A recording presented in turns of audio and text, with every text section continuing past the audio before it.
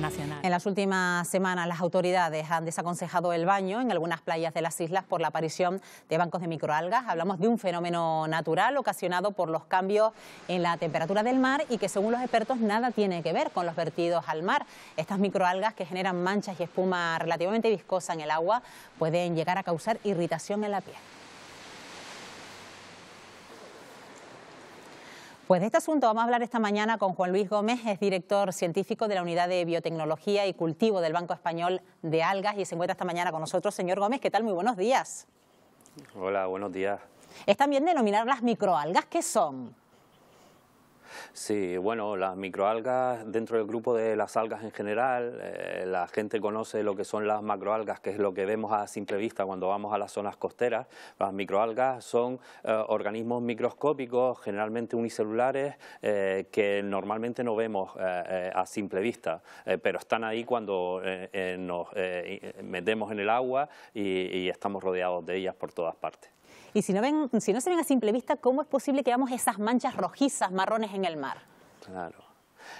Claro, cuando las condiciones son óptimas para su crecimiento, crecen a una velocidad muy importante y entonces se van agrupando y formando grumos que empiezan a coger, pues, a formar manchas y a coger un tamaño mucho más importante hasta que se empiezan a dispersar, que vuelven a desaparecer de nuevo. Pero claro, cuando hay gran acumulación de células empezamos a ver este tipo de manchas, ¿no?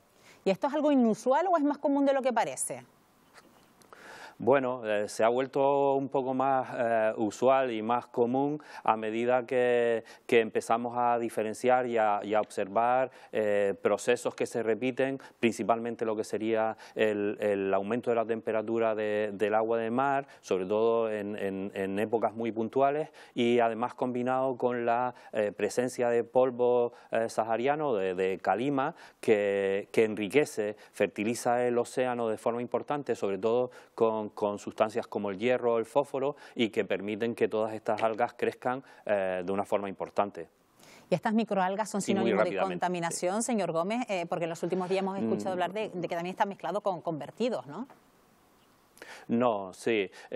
Vamos a ver, se comenta, lo cierto es que todo este tipo de algas necesitan nutrientes para crecer y unas condiciones medioambientales que favorezcan ese crecimiento de forma rápida. En este caso, nosotros ya llevamos estudiando este tipo de proliferaciones desde hace algunos años en las que han empezado a ser recurrentes, y los factores principales en los que detectamos que aparezcan este tipo de proliferaciones son el aumento de la temperatura y coincidiendo con este tipo de procesos de calima. En el caso particular de estas manchas que estamos viendo estos días, que son proliferaciones que pertenecen a una especie de cianobacteria que se llama el Trichodesmium erythraeum. Además, estas algas son capaces de fijar nitrógeno atmosférico, con lo cual las condiciones para su crecimiento son perfectas, ¿no? Alta temperatura, el depósito de hierro que fertiliza el océano en diferentes zonas costeras y la posibilidad de capturar este tipo de nutrientes permiten que las proliferaciones aumenten de forma importante. Al mismo tiempo, desde que empiezan a remitir los fenómenos de la calima y a disminuir un poco la temperatura, se empiezan a dispersar y además a degradarse, y por lo tanto desaparecen en procesos muy rápidos también. Y digo yo, ¿esto evidencia ya el cambio climático? Bueno, en principio está el que fenómenos como el aumento de la temperatura, tanto de la atmósfera como del océano, sean recurrentes, la repetición del tema de las calimas. No olvidemos que llevamos aproximadamente un mes con procesos de calima prácticamente continuados, pues en principio son factores que se consideran dentro de este tipo del escenario del cambio climático, ¿no? ¿Y estas manchas cuánta capacidad de movimiento tienen? Porque hemos visto cómo ha recorrido partes geográficas de las islas de Tenerife, La Gomera, sí, incluso se habla ya incluso el sur de la isla de La Palma. Sí, nosotros hemos recibido muestras desde que empezaron este tipo de eventos de La Gomera, después se extendió por las zonas del sur de Tenerife y finalmente llegaron a Las Palmas. En principio no hemos recibido muestras ni confirmación de otros eventos alrededor de otras islas, pero se extienden. ¿Qué es lo que pasa? Estas algas en particular tienen una estructura, forman una serie de filamentos con unas células, con unas vacuolas de gases que se llaman aerocistes y que entonces les permiten flotar, precisamente para que tengan esa capacidad para fijar nitrógeno atmosférico y forman estos aglomerados, ¿no? ¿Qué es lo que pasa? Que si además tenemos procesos de calma, no hay mezcla de agua porque la temperatura del océano en la parte superior es mayor que la zona inferior y entonces no hay mezcla de la columna de agua, no hay corrientes fuertes porque no hay mucho viento, no hay muchos alisios, sobre todo en la parte sur de las islas, y esto permite que esas manchas permanezcan agrupadas. Desde que empieza a haber un poco de movimiento, empiezan a dispersarse y a desaparecer. Bueno, y la gran pregunta, ¿qué pasa si los bañistas entramos en contacto con algunas de estas manchas? Vale. Algunas de estas especies que están asociadas a este tipo de proliferaciones han sido descritas como productoras de toxinas.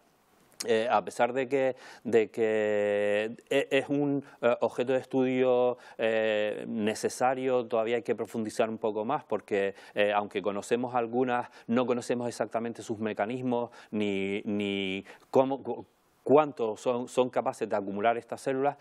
Sí hay cierto tipo de estas toxinas que han sido descritas como generadoras, por ejemplo, de problemas de urticaria, dermatitis y que en algunos casos podrían causar este tipo de problemas. Pero la toxicidad no es una toxicidad que haga obligatorio el cierre de las playas. Generalmente pues los bañistas llegan a una zona de estas y ven las manchas y no se meten de lleno en la mancha, ¿no? Entonces, bueno, pues la recomendación es evitar estar nadando y de forma prolongada en estas manchas e intentar buscar zonas un poco más limpias y más claras, ¿no? Hemos visto cómo la mancha en una misma playa puede circular de un extremo al otro. Cuando se dirige de un extremo al otro, en la parte que vuelve a quedar clara, ¿nos podemos meternos a bañarnos con total tranquilidad?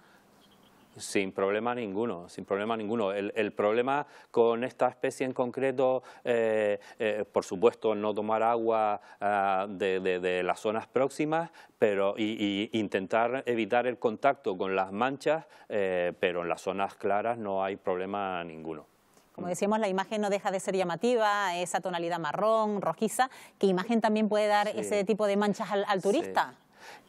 Claro, esa coloración marrón rojiza precisamente debido a que como son cianobacterias contienen unos pigmentos que se llaman ficobiliproteínas y particularmente un pigmento que es la ficoeritina que es de color rojo. Por eso en muchas de estos eventos el agua se ve de color rojizo y es básicamente porque las células empiezan a romperse y el pigmento sale al exterior y el pigmento tiene una coloración rojiza importante. De hecho, nosotros hacemos experimentos en el laboratorio con este tipo de pigmentos buscando aplicaciones biotecnológicas que puedan ser interesantes, ¿no? Y ese es el característico color rojizo. ¿Y se puede ayudar a dispersar de alguna manera? Vale, bueno, es importante que la gente sepa que en los últimos años nosotros ya llevamos estudiando estos fenómenos de forma pues recurrente. Cada vez que ocurre estamos coordinados con el Gobierno de Canarias a través de la Consejería de Medio Ambiente y Sanidad Pública, entonces recibimos muestras y valoramos un poco cuál es la situación y cuáles son las posibilidades. Es importante en este sentido pues los procesos de detección temprana, cuando vemos que empiezan a haber condiciones que favorezcan, que puedan favorecer este tipo de proliferaciones, ya vamos contactando con las autoridades, viendo la posibilidad de conseguir muestras y viendo las posibilidades que tendríamos en este caso. Estos eventos que están sucediendo aquí en Canarias tampoco son son exclusivos de Canarias. Tenemos eventos muy parecidos en las costas de Florida, además influenciados por la llegada del polvo sahariano, y están descritos en la literatura científica y son eventos muy localizados también y bastante estudiados. Las herramientas para evitarlos cuando proliferan todavía no están claras. Los proyectos que tenemos estamos intentando establecer cierto tipo de estrategias para evitar que, por ejemplo, este tipo de manchas lleguen a la costa, pero todavía son estrategias y posibilidades que no se han desarrollado de forma completa, ¿no? En el futuro sí veremos las posibilidades de tener este tipo de herramientas que eviten que las manchas lleguen a las zonas costeras, las zonas de bañistas, turismo, etcétera, etcétera, y sobre todo una cuestión muy importante es la posibilidad de detectar los índices, las concentraciones de toxinas en su caso, para evitar y en su caso aconsejar si estas zonas pues exceden los niveles de toxicidad que se establecen para aguas aptas para el baño o no, ¿no? Entonces es trabajar un poco en eso, en lo que es la detección temprana, el seguimiento y las herramientas que nos permitan evitar el efecto sobre las zonas costeras principalmente. Pues estaremos muy pendientes de esas estrategias que se puedan tomar en un futuro. Señor Juan Luis Gómez Pinchetti, profesor de la Universidad de Las Palmas de Gran Canaria, director científico de la Unidad de Biotecnología y Cultivo del Banco Español de Algas. Gracias por habernos acompañado esta mañana. Muy bien, muchísimas gracias. Buenos días.